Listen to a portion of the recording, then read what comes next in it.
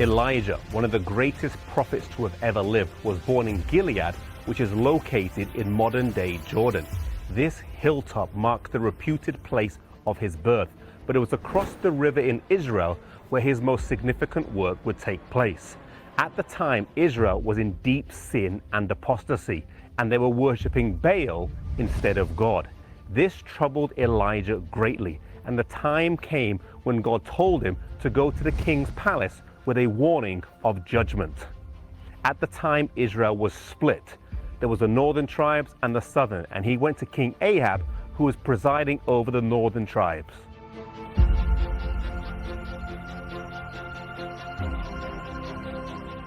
Elijah made his way into the king's palace, where he walked straight before the king and declared that it would not rain for 3 years because of Israel's sin.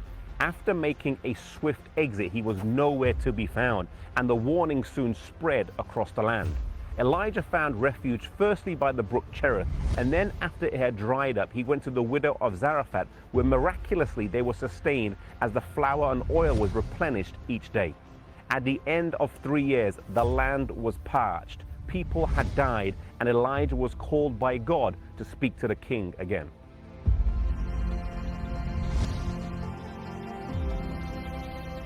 Appearing before the king who so despised him, Elijah told him to meet him along with the prophets of Baal on Mount Carmel. Mount Carmel was known for its lush green beauty, but it had dried up, and it would be the place for the showdown between Elijah and the prophets of Baal, between the true God and false gods. As the people gathered there, Elijah cried out to them, "How long halt ye between two opinions? If the Lord be God, then follow him. But if Baal, follow him." No one responded.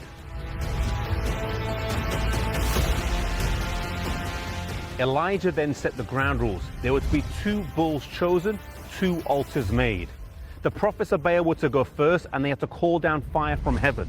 All day they cried out to their gods, but nothing happened. At the end of the day, they were out of ideas, and it was now Elijah's turn. He instructed that 12 pots of water be poured on the altars first. Then, humbly crying out to his God, he called for God to show to the people that he was the real God.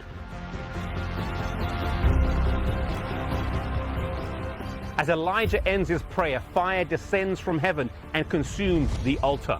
The sight was stunning, and the people who had seen this contrast between God and Baal cry out, "The Lord, he is God. The Lord, he is God." The prophets of Baal, though, were still unrepentant, and they were destroyed. And then Elijah, in the midst of the blinding rain that fell, led King Ahab's chariot back to his palace. Upon hearing about the day's events from King Ahab, his wife Jezebel wasn't impressed and was even more determined to kill Elijah.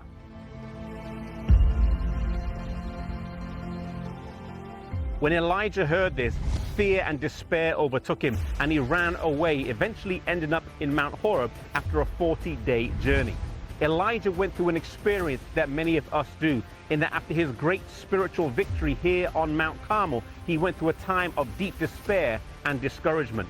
Oftentimes we can be prone to doubt and depression right after a spiritual high. Whilst in Horeb and wondering if there would ever be a revival and reformation in Israel, God came to him and told him they had 7,000 that had still not bowed the knee to Baal. Sometimes we can feel like Elijah in that we're the only one who's worshiping God where we live. And sometimes it can overtake us. In those moments, we need to remember God's words to Elijah that he has 7,000 who have not bowed the knee to Baal, and remember that we are not alone.